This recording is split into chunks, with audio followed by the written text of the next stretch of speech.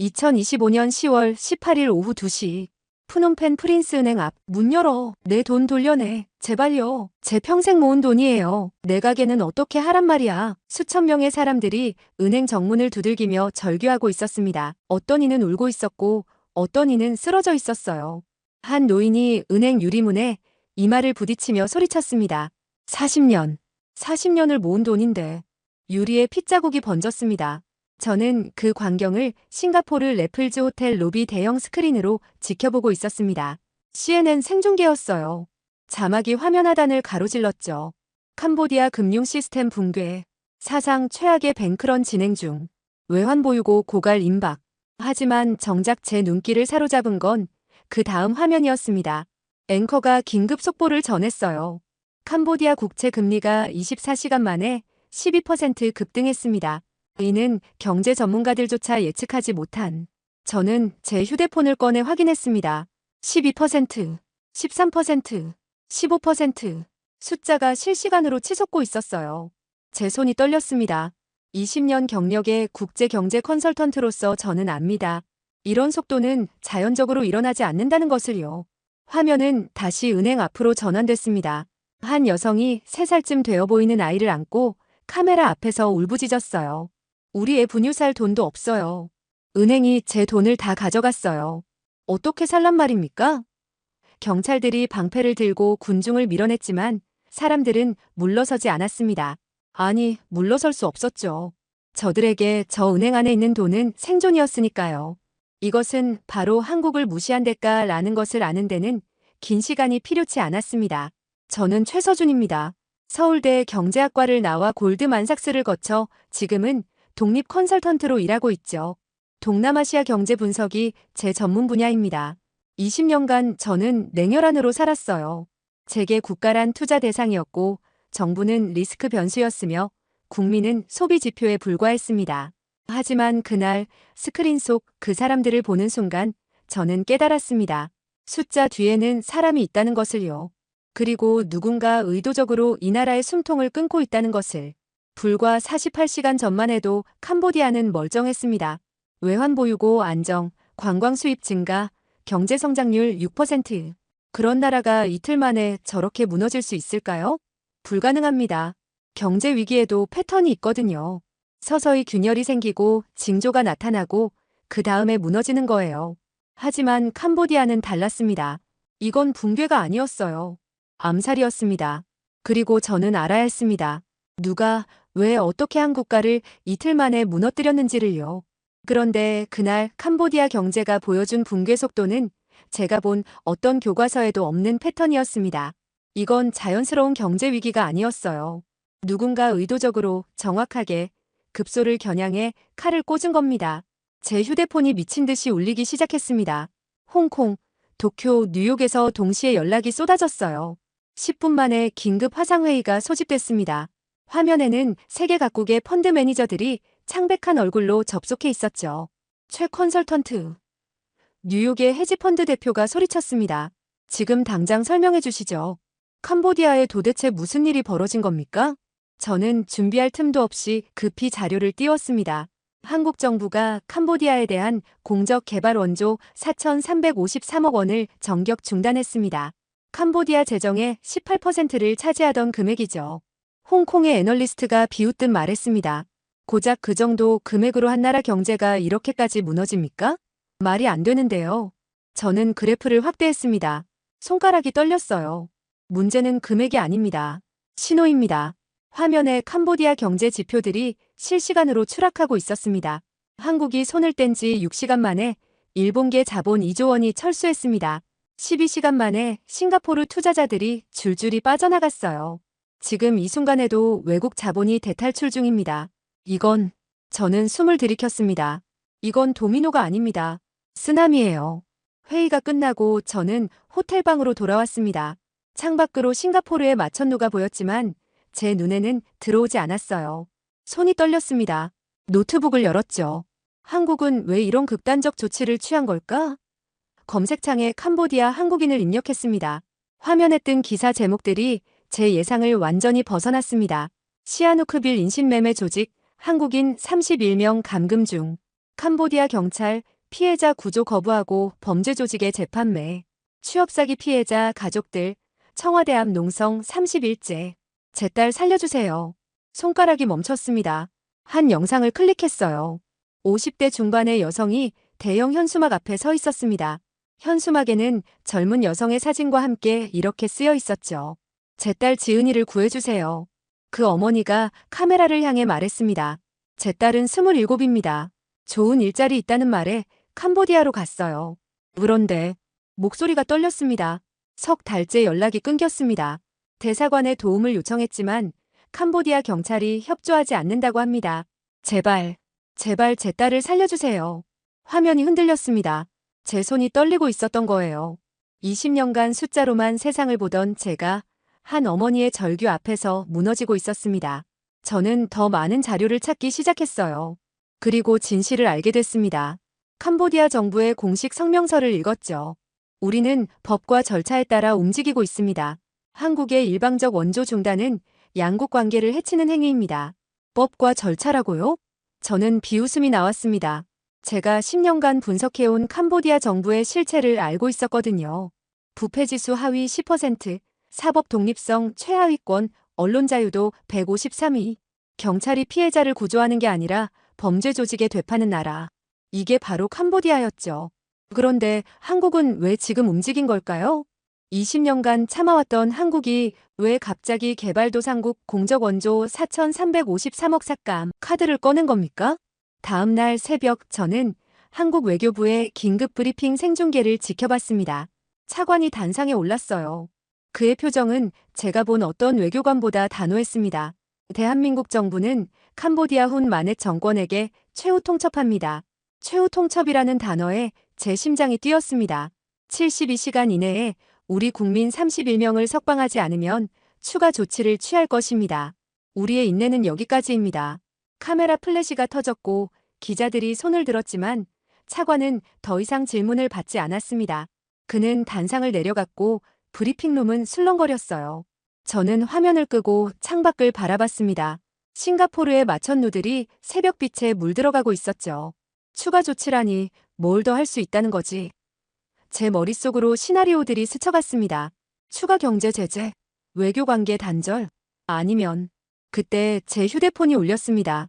홍콩의 헤지펀드 대표였어요. 최 컨설턴트, 긴급 자문이 필요합니다. 우리 펀드가 캄보디아 부동산에 200억 원을 투자했는데 지금 어떻게 해야 합니까? 저는 짧게 답했습니다. 즉각 철수하세요. 한국이 본격적으로 움직이기 시작했습니다. 이건 단순한 외교 갈등이 아니에요. 무슨 뜻입니까? 전쟁입니다. 경제 전쟁이죠. 그리고 한국은 진 적이 없습니다. 전화를 끊고 저는 노트북을 열었습니다. 캄보디아 증시를 확인했어요. 개장 30분 만에 서킷 브레이커가 걸렸습니다. 외국인 투자자들이 패닉셀에 나선 거죠. 저는 가방을 챙기기 시작했습니다. 싱가포르에 앉아서 모니터만 보고 있을 수는 없었어요. 직접 현장에 가야 했습니다. 캄보디아로요. 그곳에서 무슨 일이 벌어지고 있는지, 한국은 정말로 무엇을 준비하고 있는지, 그리고 이 전쟁이 어떻게 끝날지를 제 눈으로 확인해야 했죠. 공항으로 가는 택시 안에서 저는 다시 한번 그 어머니의 영상을 봤습니다. 제 딸을 살려주세요. 그 목소리가 제 귓가에 맴돌았어요. 20년간 저는 국가를 숫자로 봤고 사람을 통계로 봤습니다. 하지만 그날 저는 깨달았죠. 숫자 뒤에는 사람이 있고 통계 뒤에는 가족이 있다는 걸요. 그리고 한국이라는 나라는 그 한 사람을 위해 숫자 따윈 버릴 준비가 되어 있다는 걸 말입니다. 비행기 창밖으로 싱가포르가 멀어지고 있었습니다. 저는 노트북을 열어 새로운 보고서 제목을 입력했습니다. 캄보디아 사태 긴급 분석 한국의 선택과 그 파장. 하지만 저는 아직 몰랐습니다. 제가 목격하게 될 것이 단순한 경제 제재가 아니라 완전히 새로운 국제관계의 패러다임이 될 거라는 걸요. 푸놈펜 포첸통 공항은 혼돈 그 자체였습니다. 입국장에 줄 선 사람들의 절반이 짐을 싸서 나가는 외국인들이었어요. 환전소 앞에는 달러만 거래라는 팻말이 붙어 있었고 택시기사들은 미터기를 켜지도 않은 채 흥정을 요구했습니다. 호텔까지 100달러. 뭐라고요? 평소엔 20달러도 안 되는 거리잖습니까? 기사가 어깨를 으쓱했어요. 지금은 평소가 아닙니다. 한국 때문에 모든 게 엉망이에요. 싫으면 다른 차 타세요. 저는 할 수 없이 동의했습니다. 차창 밖으로 보이는 프놈펜은 평소와 달랐어요. 은행 앞마다 긴 줄이 늘어서 있었고 상점들은 일찍 문을 닫고 있었습니다. 기사님, 왜 저렇게 은행에 사람들이 많습니까? 기사가 백미러로 저를 쳐다보며 말했어요. 모두 돈을 찾으려고 합니다. 은행이 문 닫을까봐 두려워하는 거죠. 한국이 돈줄을 끊었잖아요. 호텔 체크인을 마치고 저는 곧바로 현지 취재원을 만나러 갔습니다. 림소피아, 35세의 프리랜서 저널리스트로 프놈펜 포스트에서 5년간 일하다가 독립한 인물이었죠. 우리는 리버사이드의 한 카페에서 만났습니다. 최 선생님, 직접 오실 줄은 몰랐습니다. 소피아가 악수를 청하며 말했어요. 현장을 봐야 알 수 있으니까요. 지금 캄보디아에서 정확히 무슨 일이 벌어지고 있습니까? 소피아는 가방에서 태블릿을 꺼냈습니다. 화면에는 지도가 펼쳐져 있었어요. 시아누크비를 보세요. 여기가 모든 문제의 중심입니다. 그녀의 손가락이 해안 도시 하나를 가리켰죠. 중국 자본이 이 도시를 완전히 장악했습니다. 170여 개의 카지노가 있고 그중 120개가 범죄 조직의 은신처예요. 120개라고요? 저는 놀라서 되물었습니다. 네.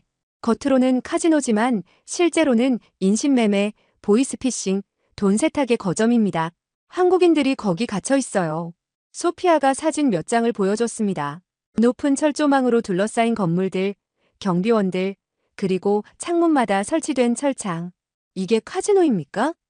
제가 물었습니다. 감옥처럼 보이는데요. 맞습니다. 실제로 감옥이에요. 사람들을 가두고 강제로 범죄를 시키는 곳이죠. 저는 사진을 확대해서 봤습니다. 한 건물의 간판이 눈에 들어왔어요. 황금궁전 리조트. 이 건물에 대해 아십니까? 물론이죠. 시아누크빌에서 가장 악명 높은 곳입니다. 중국의 천지그룹이 운영하는 곳이에요. 표면상으로는 고급 리조트지만 실제로는 조직 범죄의 본부입니다. 소피아가 목소리를 낮췄어요. 천지그룹 회장 장웨이밍은 중국 푸젠성 출신의 범죄 조직 두목입니다.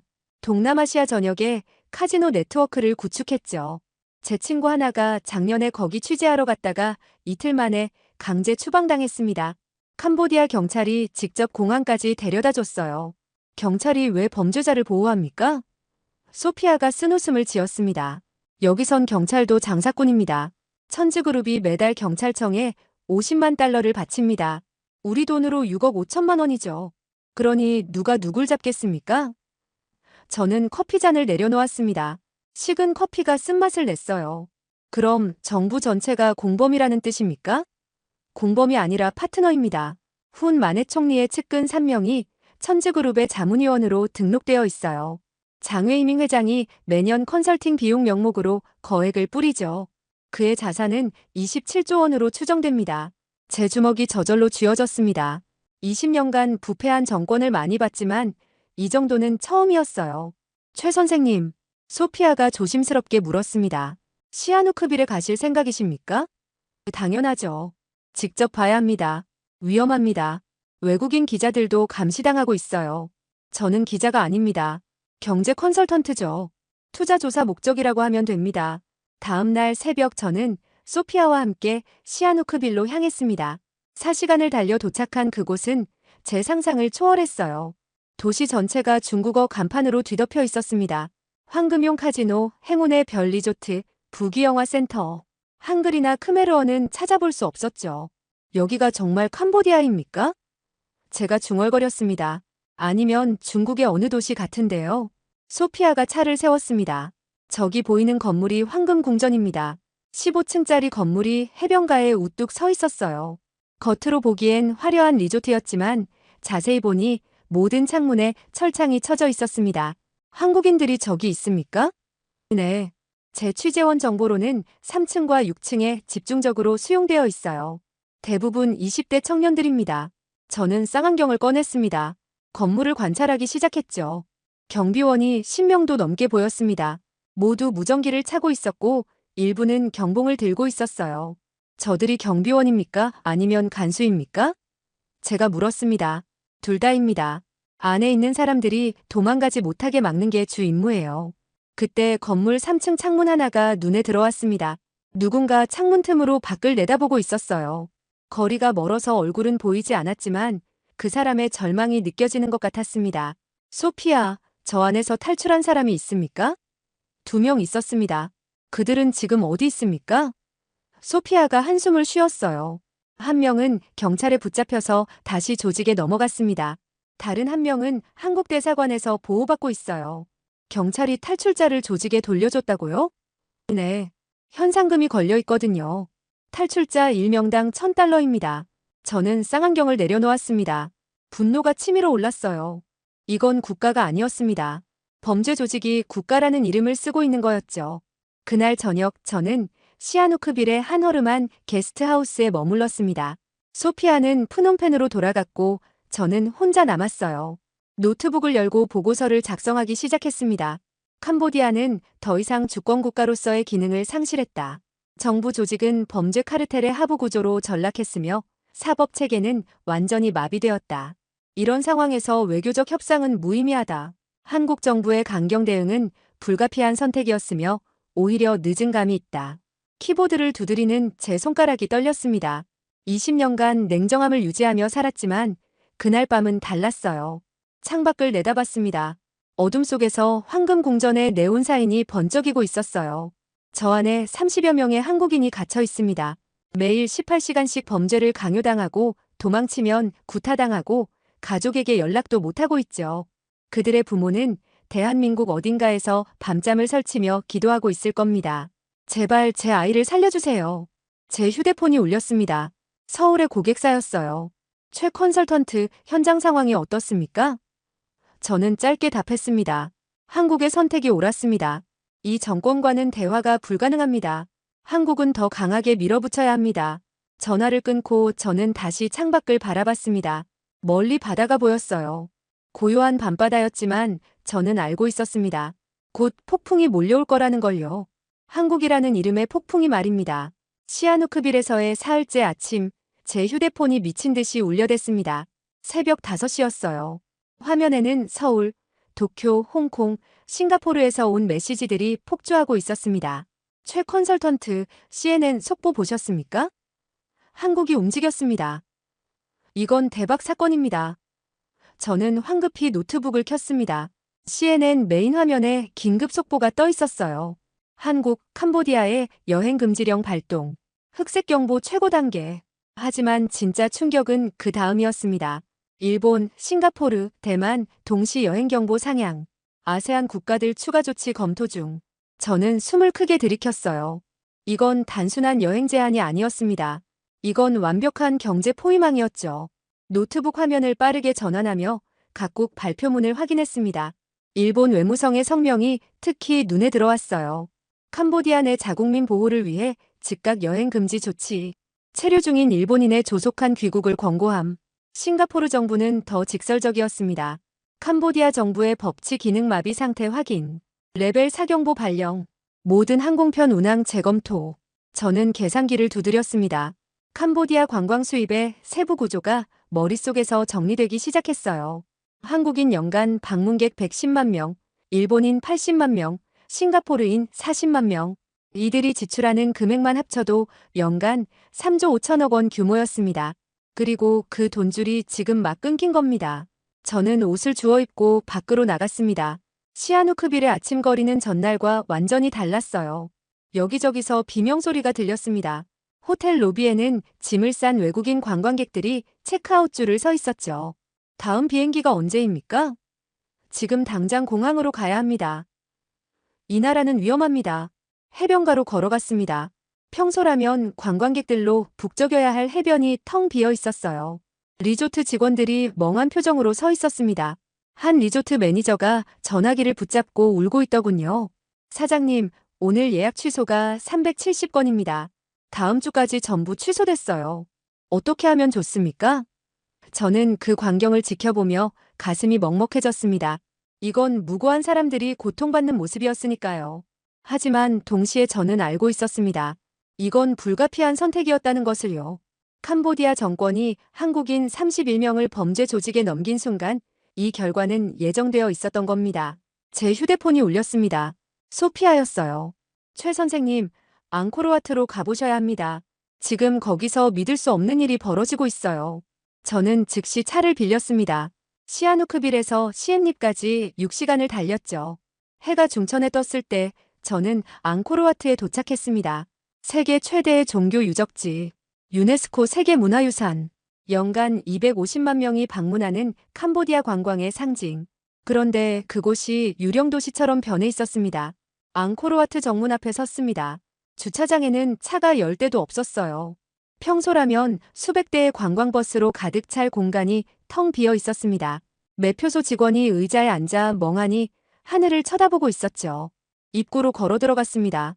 천년의 역사를 품은 거대한 사원 앞에 저 혼자 서 있었어요. 관광 가이드 한 명이 벤치에 앉아 있었습니다. 50대 초반으로 보이는 그는 한국어 가이드북을 무릎에 올려놓고 있었죠. 실례합니다.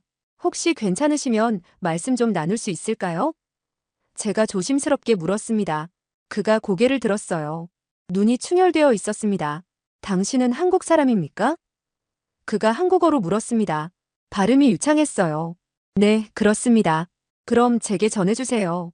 그의 목소리가 떨렸습니다. 한국 사람들에게 미안하다고요. 우리 정부가 잘못했다고요. 저는 그의 옆에 앉았습니다. 오래 가이드 일을 하셨습니까? 17년입니다. 저는 한국어를 독학으로 배웠어요. 한국 관광객들과 일하는 게 좋았습니다.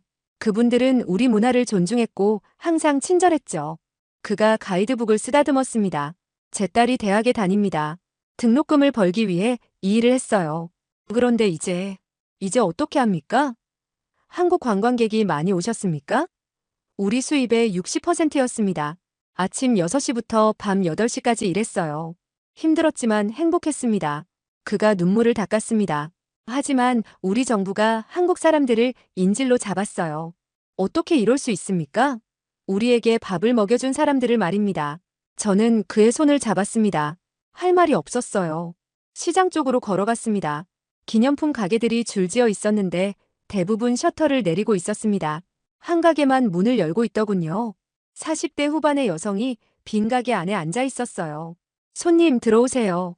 뭐 사실 거 없으세요? 그녀가 반가워하며 일어섰습니다. 하지만 그 눈빛에는 절망이 가득했죠. 여기 장사가 어떻습니까? 제가 물었습니다. 망했어요. 완전히 망했습니다. 그녀가 가게를 둘러보며 말했습니다. 보세요. 이 모든 물건들을요. 2,500개의 기념품이 있습니다. 작년 이맘때는 하루에 300개씩 팔렸어요. 어제는 10개도 안 팔렸습니다. 그녀가 한숨을 쉬었습니다. 제게는 아들 둘이 있습니다. 큰아들은 고등학교 3학년이고 작은아들은 중학생이에요. 이 가게로 애들을 키웠는데 한국이 화났습니다. 제가 조심스럽게 말했습니다. 당연하죠. 그녀가 고개를 끄덕였습니다. 우리 정부가 미쳤어요. 한국은 우리에게 학교를 지어줬습니다. 병원도 만들어줬고요. 그런데 그 나라 사람들을 범죄 조직에 팔아넘겼어요. 이게 말이 됩니까? 그녀의 눈에서 눈물이 흘렀습니다. 한국이 우리를 버렸어요. 그리고 일본도 싱가포르도요. 이제 우리는 어떻게 살란 말입니까? 저는 그날 오후 시엠립 시내를 돌아다녔습니다. 거리마다 같은 광경이 펼쳐졌어요. 레스토랑은 텅 비었고 호텔은 체크아웃하는 손님들로 혼잡했습니다. 툭툭 운전사들은 손님이 없어 담배만 피우고 있었죠. 한 호텔 매니저를 만났습니다. 50대 중반의 그는 20년간 호텔을 운영해왔다고 했어요. 최악입니다. 20년 운영하면서 이런 적은 처음이에요. 예약 취소가 얼마나 됩니까? 향후 3개월치 예약이 전부 취소됐습니다. 4,800건이에요. 금액으로는 12억 원 규모입니다. 그가 떨리는 손으로 서류를 보여줬습니다. 직원이 63명입니다. 이번 달 월급을 줄 수 있을지 모르겠어요. 정부에 도움을 요청하지 않으셨습니까? 정부요? 그가 비웃었습니다. 정부가 이 사태를 만들었는데 무슨 도움을 주겠습니까? 저는 그날 밤 호텔방에서 긴급 보고서를 작성했습니다. 노트북 화면에 숫자들이 펼쳐졌어요. 캄보디아 관광산업 붕괴 속도 분석. 1일 손실액 102억 원. 주간 손실액 예상 840억 원. 월간 손실액 예상 3조 6천억 원. 관광산업 종사자 실직 예상 인원 45만 명. 저는 키보드에서 손을 떼고 창밖을 바라봤습니다. 시엠립의 밤하늘에는 별이 가득했어요. 아름다운 밤이었지만 이 도시는 공포에 떨고 있었습니다. 제 휴대폰이 울렸습니다. 소피아였어요. 최 선생님, 푸놈펜에서 대규모 시위가 시작됐습니다. 관광업 종사자들이 정부 청사 앞으로 몰려가고 있어요. 규모가 어느 정도입니까? 수만 명입니다. 그리고 계속 늘어나고 있어요. 이건 정권을 위협할 수 있는 규모입니다. 저는 노트북을 닫았습니다. 한국의 첫 번째 타격이 작동하고 있었어요. ODA 중단으로 금융이 마비됐고 여행 금지로 관광이 붕괴했습니다. 캄보디아 경제의 두 기둥이 무너진 겁니다. 그리고 국민들의 분노가 정권을 향하고 있었죠. 총 한 방 쏘지 않고 군대 하나 보내지 않고 한국은 캄보디아를 무릎 꿇리고 있었습니다. 하지만 저는 알고 있었어요. 이건 끝이 아니라는 걸요. 한국의 진짜 목표는 캄보디아 정권이 아니었습니다. 천지그룹이었죠. 중국계 범죄 조직 회장 장외이민과 그의 27조 원 규모의 검은 돈. 그것이 한국의 진짜 타깃이었습니다. 창밖을 내다봤습니다. 멀리 앙코르와트의 실루엣이 보였어요. 천년을 견뎌온 위대한 유적. 하지만 지금 그 유적을 품은 나라는 한국이라는 작지만 강한 나라의 분노 앞에서 무너지고 있었습니다. 푸놈펜으로 돌아온 저는 도시 전체가 혼란에 빠진 것을 목격했습니다. 중앙광장에는 10만 명이 넘는 시민들이 모여 있었어요. 일자리를 돌려내라. 한국에 사과하라. 훈 만의 퇴진. 구호가 하늘을 찔렀습니다. 경찰들이 방패를 들고 있었지만 군중을 막기엔 역부족이었죠. 저는 소피아와 함께 시위 현장 가까이 다가갔습니다. 한 중년 남성이 확성기를 들고 연설하고 있었어요. 우리 정부는 한국을 배신했습니다. 학교를 지어준 나라, 병원을 만들어준 나라, 우리 경제를 살려준 나라를 배신했어요. 군중이 환호했습니다. 우리가 먹고 사는 건 한국 덕분입니다. 일본 덕분입니다. 그런데 우리 정부는 그들의 국민을 범죄자들에게 팔아넘겼어요. 분노가 폭발하고 있었습니다. 소피아가 제 팔을 잡았어요. 최 선생님 위험합니다. 이쪽으로 오세요. 우리는 시위대에서 벗어나 근처 카페로 들어갔습니다. 카페 안에서도 사람들이 TV를 보며 술렁이고 있었죠. 화면에는 캄보디아 경제부 장관이 기자회견을 하고 있었어요. 현재 실업률이 12%를 넘어섰습니다. 관광산업 종사자 40만 명이 일자리를 잃었고 금융 시스템은 극심한 유동성 위기에 직면했습니다. 장관의 얼굴은 창백했습니다. 외환 보유고는 20억 달러에서 5억 달러로 감소했습니다. 이 추세라면 2개월 내에 바닥날 것으로 예상됩니다. 기자 한 명이 손을 들었어요. 장관님, 한국과의 협상은 어떻게 되고 있습니까? 장관이 머뭇거렸습니다. 현재 외교 채널을 통해 대화를 시도하고 있습니다. 한국의 반응은 어떻습니까? 장관이 입술을 깨물었어요. 한국 측은 우리의 접촉을 거부하고 있습니다. 카페 안이 술렁였습니다. 한국이 대화조차 거부한다는 게 무엇을 의미하는지 모두가 알고 있었죠. 저는 노트북을 열어 국제 뉴스를 확인했습니다. CNN, BBC, 로이터, 블룸버그 모두 캄보디아 사태를 톱뉴스로 다루고 있었어요. CNN의 헤드라인이 눈에 들어왔습니다. 한국의 새로운 외교 전략 경제 압박을 통한 인권 보호. 기사를 읽었습니다. 한국은 전통적인 외교 협상을 포기하고 경제 제재라는 칼을 꺼내들었다. ODA 중단과 여행 금지라는 투트랙 전략으로 캄보디아 경제를 급속히 마비시키고 있다. 이는 국민 보호를 위해 경제력을 무기화한 전례 없는 사례로 국제사회에 큰 파장을 일으키고 있다. 블룸버그는 더 구체적이었습니다. 캄보디아 GDP 12% 하락 전망. 국제 신용등급 정크본드 직전. 외국인 투자 19개 프로젝트 중단. 저는 화면을 스크롤하다가 한 기사에서 멈췄습니다. 태국, 한국과 군사 협력 강화 논의. 기사를 클릭했어요. 태국 국방부 대변인은 오늘 기자회견에서 캄보디아 국경 지역의 범죄 조직 소탕을 위해 한국과 긴밀히 협력하고 있다고 밝혔다. 구체적인 협력 내용은 공개하지 않았으나 군사 전문가들은 정보 공유와 합동 작전 가능성을 제기하고 있다. 제 심장이 빨리 뛰기 시작했습니다. 태국이 움직인다는 건 무엇을 의미하는 걸까요? 소피아가 제 표정을 보며 물었습니다. 무슨 일입니까, 최 선생님? 태국입니다. 태국이 한국 편에 섰어요. 그게 무슨 뜻입니까? 저는 노트북을 돌려 기사를 보여줬습니다. 소피아가 기사를 읽더니 얼굴이 창백해졌어요. 이건 캄보디아가 포위당한 겁니다. 맞습니다.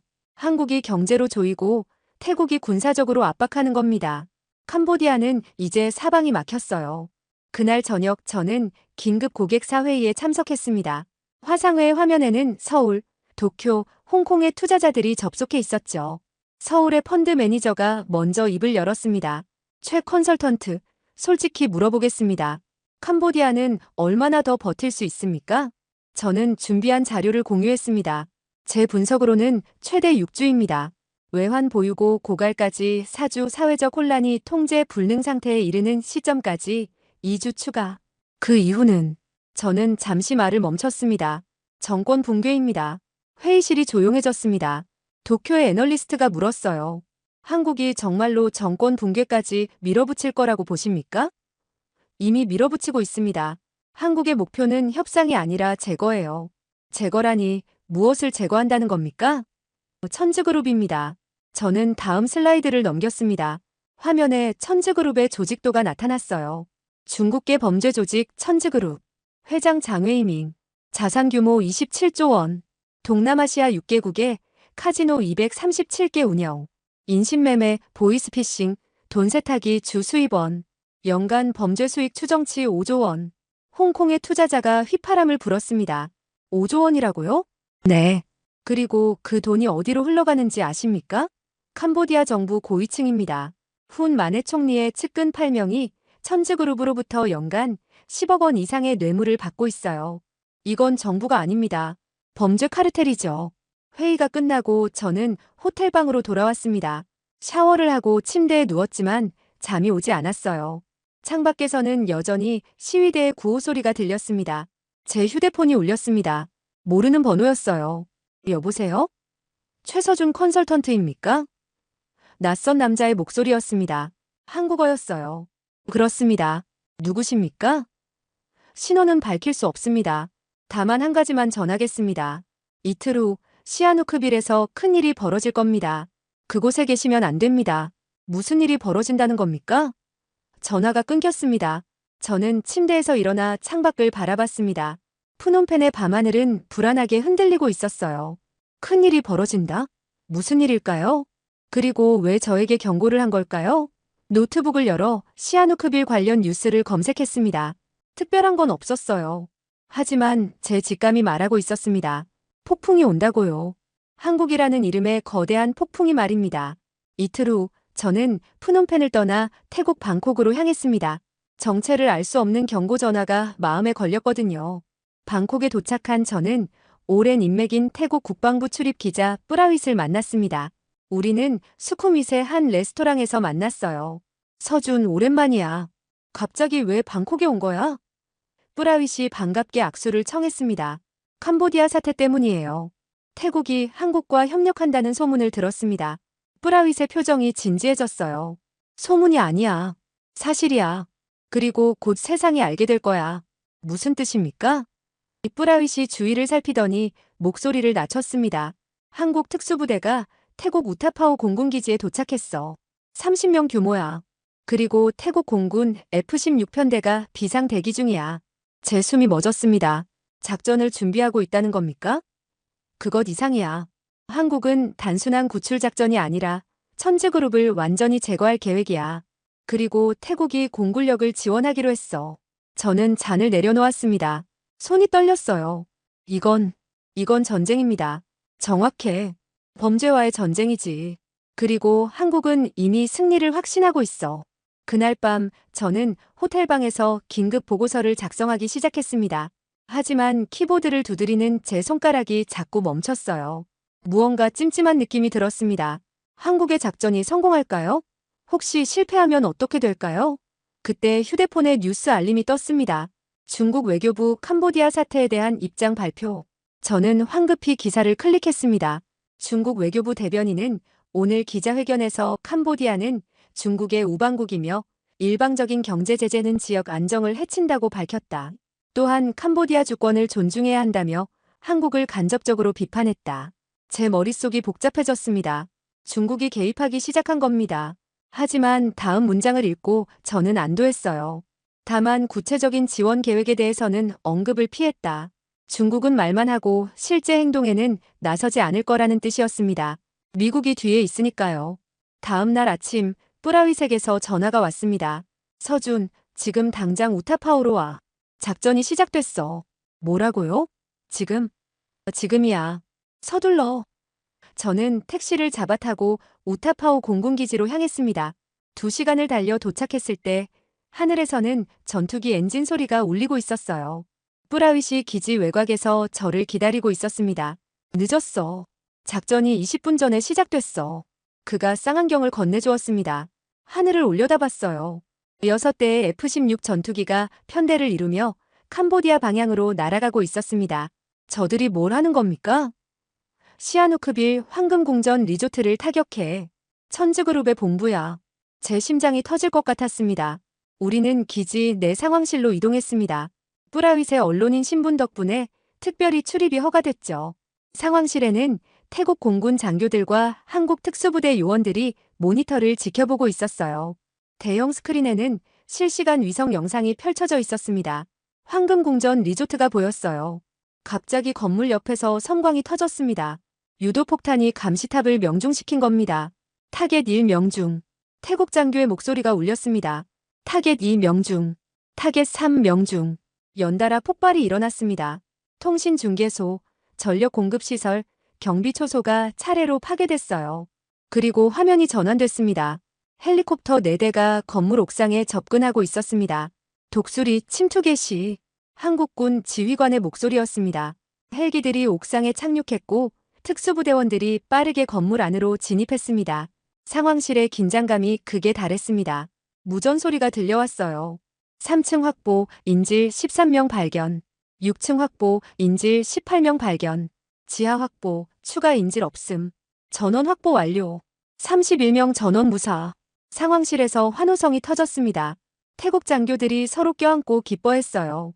한국 지휘관은 무표정했지만 그의 눈빛에서 안도감을 읽을 수 있었습니다. 하지만 저는 기뻐할 수 없었어요. 모니터를 보고 있으니 황금궁전 주변으로 캄보디아 군 차량들이 몰려오고 있었습니다. 적군 접근 20대 이상. 독수리 철수하라. 우리가 길을 열어주겠다. 태국 장교가 명령했습니다. F-16 편대가 다시 나타났습니다. 캄보디아 군 차량 앞쪽 도로에 폭탄을 투하했어요. 도로가 폭발하며 진입로가 차단됐습니다. 헬기들이 이륙했습니다. 31명의 한국인을 태우고 태국 영공으로 빠져나갔죠. 작전 성공. 전원 귀환. 상황실이 다시 환호성으로 가득 찼습니다. 저는 의자에 앉아 화면을 바라봤어요. 믿을 수 없었습니다. 한국이 정말로 해냈어요. 타국의 영토에서 범죄 조직의 본부를 급습해서 31명을 모두 구출한 겁니다. 단 한 명의 사상자도 없이요. 뿌라윗이 제 어깨를 두드렸습니다. 맞지? 한국이 얼마나 무서운지. 저는 고개를 끄덕였습니다. 하지만 동시에 불안감이 엄습했어요. 이 작전으로 캄보디아와 한국의 관계는 돌이킬 수 없는 지경에 이르렀습니다. 그리고 중국이 가만히 있을까요? 제 예감은 틀리지 않았습니다. 작전 6시간 후 중국 외교부가 긴급 성명을 발표했어요. 중국은 한국의 일방적 군사행동을 강력히 규탄한다. 이는 국제법 위반이며 지역 안정을 심각하게 위협하는 행위다. 하지만 한국의 반응은 단호했습니다. 외교부 대변인이 즉각 반박했어요. 우리는 범죄 조직에 감금된 자국민을 구출했을 뿐입니다.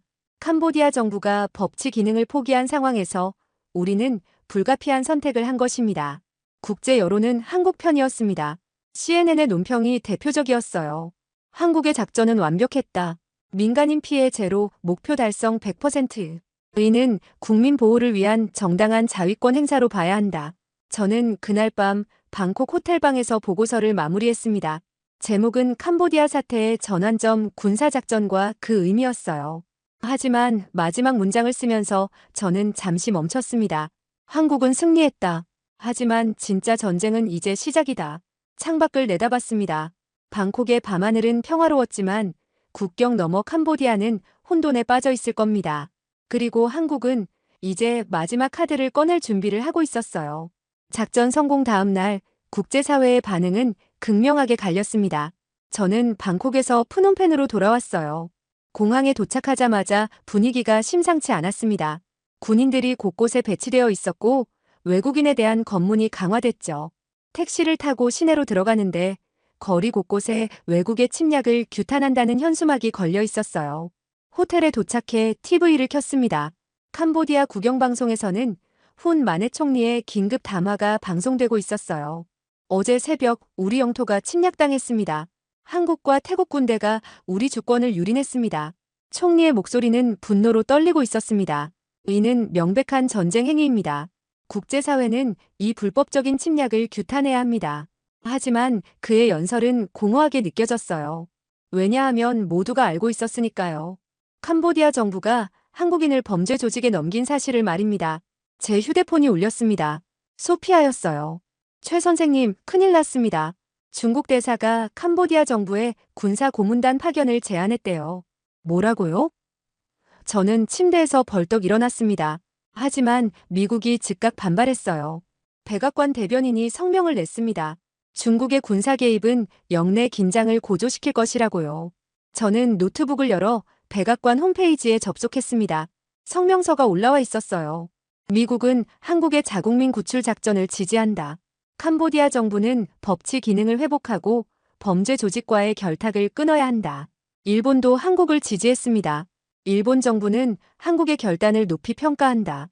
우리도 자국민 보호를 위해 필요한 모든 조치를 취할 것이다. 유럽연합도 성명을 냈어요. 캄보디아 내 인신매매와 조직범죄는 국제사회의 공동 대응이 필요한 문제다. 한국의 행동은 이해할 수 있다. 국제 여론은 압도적으로 한국 편이었습니다. 하지만 캄보디아 정부는 물러서지 않았어요. 훈 마넷 총리는 유엔 안전보장이사회에 긴급회의를 소집했습니다. 저는 유엔 생중계를 지켜봤어요. 캄보디아 대사가 연단에 섰습니다. 한국과 태국의 군사행동은 유엔 헌장 위반입니다. 주권 침해를 규탄합니다. 그가 목소리를 높였습니다. 하지만 한국 대사의 반박은 더 강력했어요. 캄보디아 정부는 범죄 조직과 결탁하여 우리 국민을 인질로 잡았습니다. 우리는 3개월간 외교적 해결을 시도했습니다. 하지만 캄보디아는 응답하지 않았어요. 한국 대사가 서류 뭉치를 들어올렸습니다. 이 서류들은 캄보디아 고위 관료들이 천지그룹으로부터 뇌물을 받은 증거입니다. 경찰청장, 법무부 장관, 심지어 총리 측근까지 포함되어 있습니다. 회의장이 술렁거렸습니다. 캄보디아 대사의 얼굴이 창백해졌어요. 한국 대사가 계속 말했습니다. 우리는 이 증거를 국제형사재판소에 제출할 것입니다. 캄보디아 정부는 범죄 조직의 공범입니다. 주권을 주장할 자격이 없어요. 안보리 회의는 결론 없이 끝났습니다. 중국과 러시아가 반대했지만 미국과 유럽이 한국을 지지하면서 균형을 이뤘죠. 저는 호텔방에서 이 모든 상황을 지켜보며 보고서를 작성했습니다. 국제 정치의 역학 변화, 한국의 전략적 승리. 하지만 키보드를 두드리다가 문득 불안감이 엄습했어요. 이 상황이 어디로 갈까요? 한국은 목표를 달성했지만 캄보디아는 무너지고 있습니다. 그리고 천주그룹은 회장 장웨이밍은 어디 있는 걸까요? 그날 밤 소피아에게서 긴급 연락이 왔습니다. 최 선생님, 천주그룹 본부에서 화재가 발생했어요. 시아누크비래요. 화재라고요? 네. 황금궁전 리조트가 불타고 있습니다. 그런데 이상한 점이 있어요. 뭡니까? 소방차가 오지 않습니다. 경찰도 차단선을 치지 않아요. 마치 일부러 타도록 내버려 두는 것 같아요. 저는 즉시 이해했습니다. 증거인멸이었어요. 천주그룹이 한국에게 넘어갈 증거들을 모두 태우고 있는 겁니다. 소피아, 지금 당장 시아누크빌로 갑니다. 동행할 수 있습니까? 위험합니다, 최 선생님. 알아요. 하지만 가야 합니다. 우리는 새벽 4시에 시아누크빌로 출발했습니다. 5시간을 달려 도착했을 때 황금궁전은 여전히 불타고 있었어요. 건물 앞에는 사람들이 모여 구경하고 있었지만 아무도 불을 끄려 하지 않았습니다. 저는 쌍안경으로 건물을 관찰했어요. 3층 창문에서 서류 더미가 불타는 게 보였습니다. 사무실이었죠. 거래 기록, 계약서, 모든 증거가 제가 되고 있었어요. 너무 늦었습니다.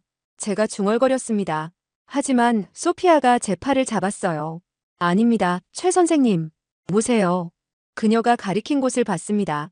건물 뒤편에 검은색 SUV 여러 대가 주차되어 있었어요.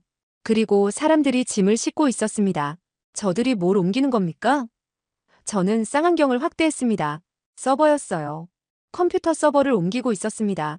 디지털 증거입니다. 제가 외쳤습니다. 사진을 찍어야 합니다. 소피아가 카메라를 꺼냈습니다. 하지만 그때 경비원 한 명이 우리를 발견했어요. 거기 뭐 하는 거야? 그가 달려왔습니다. 도망치세요. 소피아가 제 손을 잡고 뛰었습니다. 우리는 차로 돌아가 급히 출발했어요. 백미러로 보니 경비원들이 뒤쫓아오고 있었습니다. 하지만 우리가 더 빨랐죠. 10분을 달려 안전한 거리에 도착했을 때 우리는 숨을 헐떡이고 있었습니다. 사진은 찍었습니까? 제가 물었습니다. 소피아가 카메라를 확인했어요. 네. 12장 찍었습니다. 서버 옮기는 장면도 있어요. 잘했습니다. 이걸 한국 대사관에 보내야 합니다. 우리는 즉시 프놈펜으로 돌아갔습니다. 그리고 한국 대사관으로 향했어요. 대사관 직원이 우리를 맞이했습니다. 무슨 일이십니까? 천지그룹이 증거를 인멸하고 있습니다. 그런데 디지털 서버는 옮기고 있어요. 사진이 있습니다. 직원이 사진을 확인하더니 표정이 굳어졌습니다. 잠시만 기다리십시오. 10분 후 한 남자가 나타났습니다. 40대 초반으로 보이는 그는 한국 국정원 요원처럼 보였어요. 사진 잘 봤습니다. 귀중한 정보입니다. 저 서버들은 어디로 가는 겁니까? 제가 물었습니다. 중국으로 빠져나가려 할 겁니다. 하지만 우리가 막을 것입니다. 어떻게요? 남자가 미소를 지었습니다. 최 컨설턴트 궁금하시면 내일 아침 뉴스를 보십시오. 답을 얻을 겁니다. 그날 밤 저는 호텔방에서 잠을 이루지 못했습니다. 내일 아침 무슨 일이 벌어질까요? 창밖을 내다봤습니다. 프놈펜의 밤하늘에는 별이 없었어요. 먹구름이 도시를 덮고 있었습니다. 마치 폭풍 전야 같았죠. 한국이라는 이름의 폭풍 말입니다. 다음 날 새벽 제 휴대폰이 요란하게 울렸습니다. 여러 통의 뉴스 알림이 동시에 도착했어요. 눈을 비비며 화면을 확인했습니다. 속보 미국 FBI, 천지그룹 회장 장외이민 국제 수배. 속보 영국, 천지그룹 자산 20조 원 동결. 속보 싱가포르, 천지그룹 관련 계좌 147개 폐쇄. 저는 벌떡 일어나 노트북을 켰습니다. CNN 메인 화면에 대형 기사가 떠 있었어요. 한국, 천지그룹 범죄 증거 국제사회 공유. 사상 최대 규모 국제 공조 수사 시작. 기사를 읽었습니다. 한국 정부는 어제 저녁 캄보디아 구출 작전 중 확보한 천지그룹의 범죄 증거를 미국, 영국, EU, 일본, 싱가포르 등에 전달했다. 증거에는 인신매매 기록, 돈 세탁 거래 내역, 정부 고위층 뇌물 수수 증거 등이 포함되어 있다. 저는 다음 기사를 클릭했습니다. 미국 재무부 천지그룹 초고가 범죄 조직 지정. 회장 장외이민과 146명 제재 대상 명단 공개. 스콧 베센트 미국 재무부 장관의 발언이 인용되어 있었어요. 프린스 그룹의 온라인 사기로 인한 피해 규모는 160억 달러에 달합니다. 우리는 이들과 거래하는 모든 개인과 법인을 제재 대상으로 간주할 것입니다. 더 충격적인 내용이 이어졌습니다. 미국 FBI와 뉴욕 동부지검 장외이밍 온라인 금융 사기 및 자금 세탁 혐의로 정식 기소. 유죄 확정 시 징역 40년형. 40년이라고요? 평생을 감옥에서 썩어야 한다는 뜻이었습니다. 하지만 진짜 놀라운 건 그 다음이었어요. 미국 정부 장외이밍 보유 비트코인 12만 7천 개 압류. 한화 약 22조 원 상당. 미국 역사상 최대 규모 암호화폐 압류. 저는 숫자를 다시 확인했습니다. 22조 원. 한 사람이 보유한 비트코인이 22조 원어치라니요. 이 돈이 전부 인신매매와 보이스피싱으로 벌어들인 범죄 수익이었습니다. BBC 뉴스로 채널을 돌렸습니다. 영국의 제재 내용이 나오고 있었어요. 영국 정부 장외이밍 소유 런던 부동산 전면 동결. 켄싱턴 고급 맨션 1,200만 파운드, 시티 오피스 빌딩 9,500만 파운드, 첼시 메이페어 아파트 17채 포함, 총액 1억 파운드 이상. 화면에는 런던의 화려한 맨션이 비쳤습니다. 거실 벽에는 피카소의 원화가 걸려 있었죠. 앵커가 말했습니다. 장외이밍은 캄보디아 왕으로부터 귀족 자귀를 받았으며 전용 제트기로 프놈펜, 런던, 싱가포르를 오갔습니다. 수십억 원짜리 요트에서 외국인 투자자들과 만찬을 즐겼고 생일 파티 비용만 수억 원을 썼다고 합니다. 저는 화면을 멍하니 바라봤습니다. 이 모든 게 한국 청년들의 피와 눈물로 만들어진 거였어요. 싱가포르 뉴스도 확인했습니다. 싱가포르 금융당국, 천지그룹 관련 계좌 147개 폐쇄, 자산 5조 원 압류, 추가 조사 진행 중. 호주, 캐나다, 일본도 스캠센터 국제공조협의체에 참여했다는 소식이 이어졌어요. 인터폴은 디지털 인신매매라는 새로운 범죄 분류를 제시하며 장외이밍에 대한 적색 수배를 발령했습니다. 미국 FBI는 즉각 천지그룹 회장 장외이밍에 대한 국제 수배령을 발동했으며 인터폴도 적색 수배를 발령했다. 영국은 런던에 있는 천지그룹의 부동산 및 금융 자산을 동결했다. 싱가포르 금융당국은 천지그룹과 연관된 계좌 147개를 폐쇄하고 자산 5조 원을 압류했다. 저는 숨을 크게 들이켰습니다. 이건 완벽한 협공이었어요. 제 휴대폰이 울렸습니다. 소피아였어요. 최 선생님, 지금 프린스 은행 앞에 있는데요. 난리가 났어요. 무슨 일입니까? 뱅크런이요. 수천 명이 은행 앞에 몰려서 예금을 찾으려고 난리예요. 저는 TV를 캄보디아 현지 뉴스로 돌렸습니다. 프린스 은행 지점마다 엄청난 인파가 몰려 있었어요. 내 돈 돌려내. 은행 문 열어. 평생 모은 돈이 다 어디 갔어? 사람들이 은행 문을 두들기며 절규하고 있었습니다. 경찰들이 방패를 들고 막아서고 있었지만 소용없었어요. 뉴스 자막이 흘렀습니다. 프린스 은행 오전부터 1,000만 달러 이상 인출. 지점별 현금 고갈 사태. 소피아가 전화로 말했습니다. 직원들 급여도 안 나왔대요. SNS에는 프린스 계좌가 동결됐다는 글이 난리예요. 사람들이 완전히 패닉 상태입니다. 캄보디아 중앙은행이 긴급 발표를 했습니다. 캄보디아 금융 시스템은 안정적입니다. 국민 여러분, 동요하지 마십시오. 하지만 이미 불안은 걷잡을 수 없이 퍼지고 있었습니다. 한국이 단순히 자국민을 구출한 게 아니라 국제 범죄 조직을 무너뜨릴 완벽한 증거를 확보해서 전 세계에 공유한 겁니다. 휴대폰이 다시 울렸습니다. 소피아였어요. 최 선생님, 더 큰 뉴스가 있어요. 뭡니까? 장외이밍이 실종됐대요. 미국과 영국이 제재를 발표한 직후부터 공식 석상에서 완전히 사라졌어요. 도망쳤다는 겁니까? 프린스 그룹 대변인은 건강상의 이유로 자택에서 휴식 중이라고 하지만 현지 언론은 전용 제트기를 타고 중국이나 싱가포르로 도주했다고 보도하고 있어요. 저는 화면을 스크롤했습니다. 장외이밍 캄보디아 시민권 박탈설. 중국 정부 송환 요구 가능성. 인터폴 해외 자금망 추적 중. 한 기사가 눈에 들어왔습니다. 프린스 그룹 임원 3명 캄보디아 경찰에 체포. 증거인멸 시도 혐의. 천지그룹이라는 거대한 제국이 실시간으로 무너지고 있었습니다.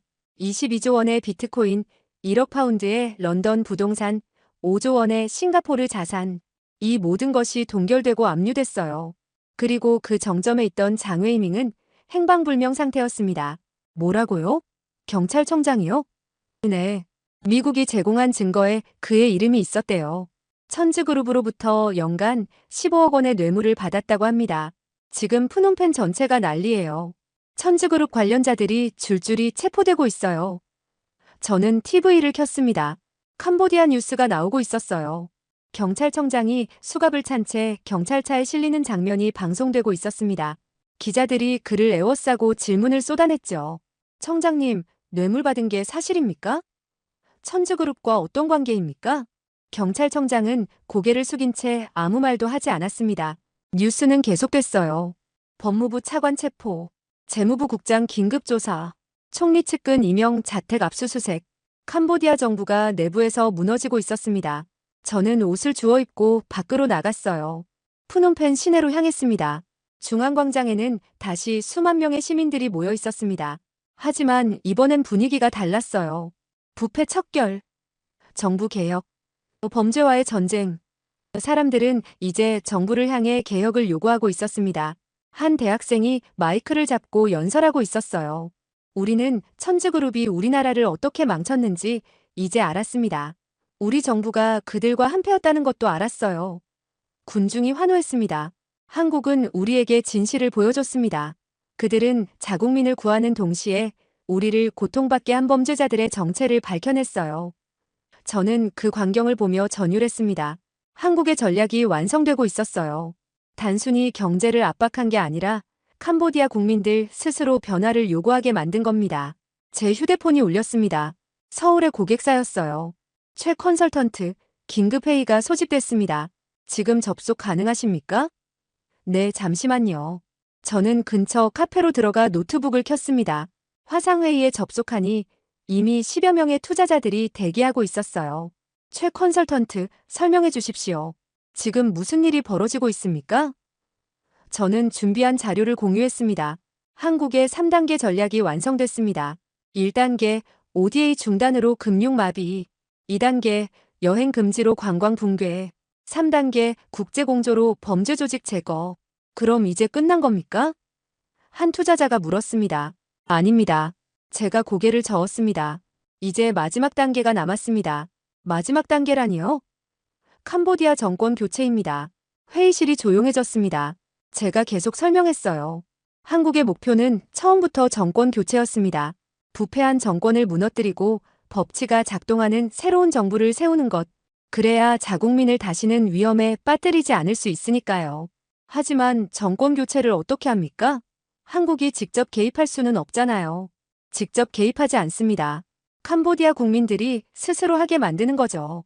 그날 오후 제 예측이 현실이 됐습니다. 캄보디아 국회에서 훈 마넷 총리에 대한 불신임안이 발의됐어요. 여당 의원 15명이 야당과 함께 서명했습니다.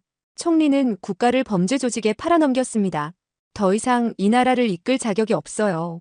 불신임안 발의자 중 한 명이 기자회견에서 말했습니다. 저는 국회 본회의를 생중계로 지켜봤습니다.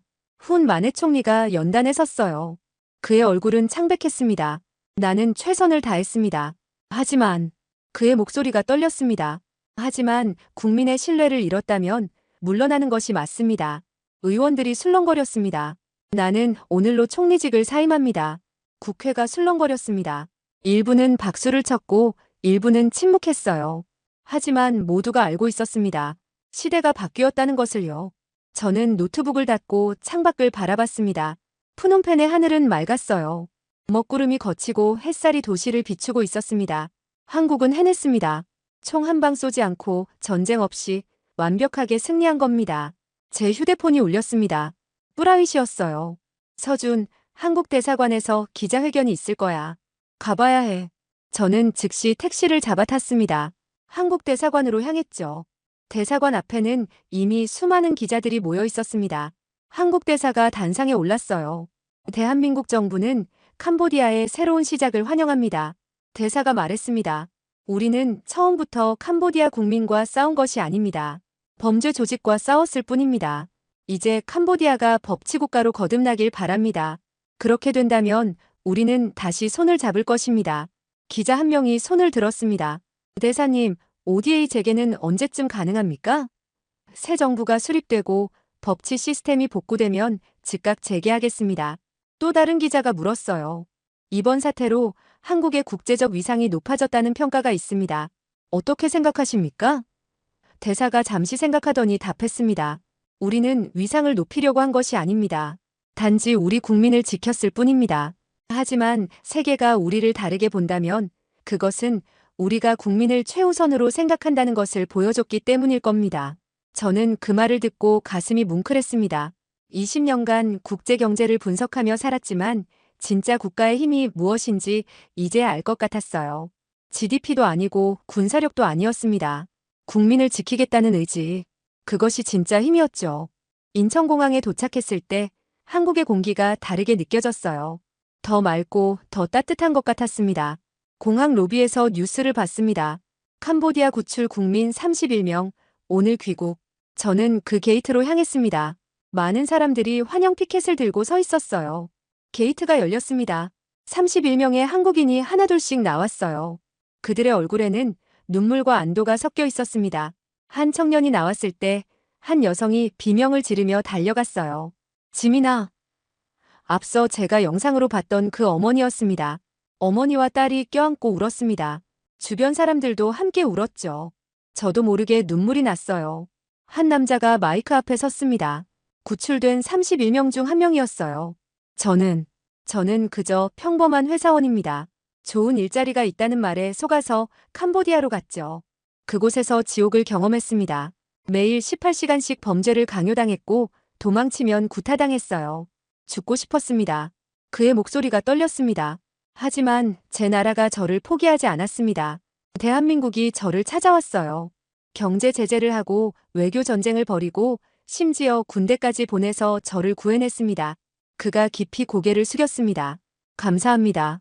저를 포기하지 않아 주셔서, 제가 한국인이라는 걸 증명해 주셔서, 제게 다시 살 기회를 주셔서 감사합니다. 공항이 박수 소리로 가득 찼습니다. 저도 함께 박수를 쳤어요. 다음 날, 저는 서울의 한 컨퍼런스에 초청받았습니다. 주제는 캄보디아 사태와 한국의 새로운 외교 전략이었죠. 저는 연단에 올라 발표를 시작했습니다. 신사숙녀 여러분, 저는 지난 2달간 캄보디아 사태를 현장에서 목격했습니다. 그리고 한 가지 확신하게 됐습니다. 우리는 국가 권력의 새로운 패러다임을 목격했다는 것입니다. 화면에 자료를 띄웠어요. 전통적으로 국가의 힘은 GDP, 군사력 영토로 측정됐습니다. 하지만 한국은 다른 것을 보여줬습니다. 국민을 지키는 의지와 능력. 그것이 진짜 국가의 힘이라는 것을요. 한국은 3단계 전략으로 완벽한 승리를 거뒀습니다. 1단계 경제 제재로 상대의 급소를 타격했습니다. 2단계 국제 여론을 장악해 고립시켰습니다. 3단계 완벽한 증거로 범죄 조직을 제거했습니다. 그 결과는 무엇입니까?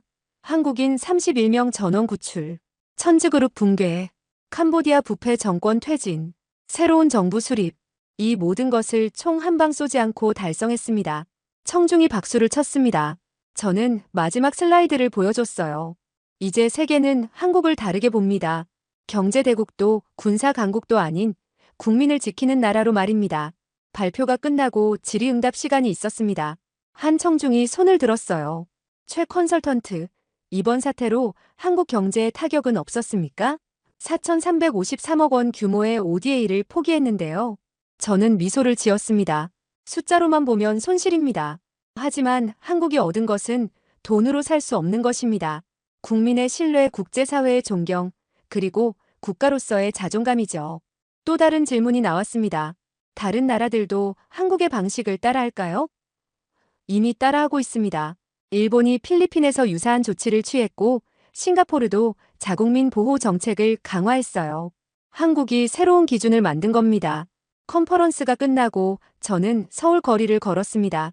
광화문 광장을 지나는데 한 전광판에 뉴스가 나오고 있었어요. 캄보디아 새 정부, 한국과 ODA 재개 합의, 향후 법치 시스템 구축에 6조 원 지원, 천지그룹 회장 장외이밍, 싱가포르서 체포, 한국 송환 예정, 미국, 한국의 국민 보호 정책을 모범 사례로 지정. 저는 벤치에 앉아 한강을 바라봤습니다. 해가 지고 있었어요. 아름다운 노을이 강물을 붉게 물들이고 있었습니다. 제 휴대폰이 울렸습니다. 런던의 동료였어요. 데이빗, 내 보고서 읽었어. 정말 대단하더군. 한국이 정말로 새로운 외교의 기준을 만들었어. 맞습니다. 그리고 세계가 그것을 인정하고 있어요. 내가 한국을 어떻게 평가하는지 궁금한데? 저는 잠시 생각했습니다. 20년간 저는 국가를 숫자로 평가했습니다. 하지만 이제 압니다. 진짜 위대한 국가는 숫자가 아니라 가치로 평가된다는 것을요. 전화를 끊고 저는 다시 강을 바라봤습니다. 한강 다리 위로 차들이 지나가고 있었어요. 저 차들 안에 앉은 사람들은 알까요? 자신들의 나라가 얼마나 강한지, 자신들이 얼마나 소중한 존재인지를요. 제가 캄보디아에서 만났던 그 청년이 떠올랐습니다. 저는 이제 압니다. 대한민국 국민으로 태어난 것이 얼마나 큰 축복인지를요. 그 말이 이해됐습니다. 국가란 무엇인가? GDP나 군사력이 아니었어요. 국민 한 사람 한 사람을 지키겠다는 약속이었습니다. 그리고 그 약속을 지키는 힘이었죠. 저는 노트북을 열어 최종 보고서를 작성하기 시작했습니다. 제목은 캄보디아 사태 완결편, 새로운 국가 권력의 탄생이었어요. 나는 20년간 경제 컨설턴트로 살며 수많은 국가를 분석했다. 하지만 진정한 국가의 힘이 무엇인지는 몰랐다. 이번 캄보디아 사태를 통해 나는 배웠다. 국가의 힘은 국민을 지키는 의지에서 나온다는 것을. 그리고 그 의지를 행동으로 옮기는 능력에서 나온다는 것을. 대한민국은 세계에 증명했다. 국민 한 사람의 가치가 국가 경제보다, 외교 관계보다, 국제 정치보다 중요하다는 것을. 그리고 그 가치를 지키기 위해서라면 어떤 데 가도 치를 준비가 되어 있다는 것을. 이제 세계는 묻지 않는다. 대한민국의 GDP는 얼마인가? 가 아니라 대한민국은 자국민을 어떻게 지키는가? 를 묻는다. 그것이 진정한 국격이기 때문이다. 보고서를 마치고 저는 노트북을 닫았습니다. 해가 완전히 졌어요. 한강 위로 불빛들이 하나둘 켜지기 시작했습니다. 아름다운 밤이 시작되고 있었습니다. 저는 벤치에서 일어나 집으로 향했습니다. 걸으면서 생각했어요. 저는 외국에서 오래 살았지만 이제 확신합니다. 제가 한국인이라는 것이 자랑스럽습니다. 이 나라가 제 나라라는 것이 자랑스러워요. 그리고 언젠가 제가 위기에 처한다면 이 나라가 저를 찾아올 거라는 것을 압니다.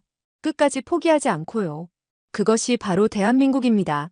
국민 한 사람을 위해 세계와 맞서는 나라. 경제도 외교도 국제 정치도 국민 앞에서는 뒤로 물러나는 나라.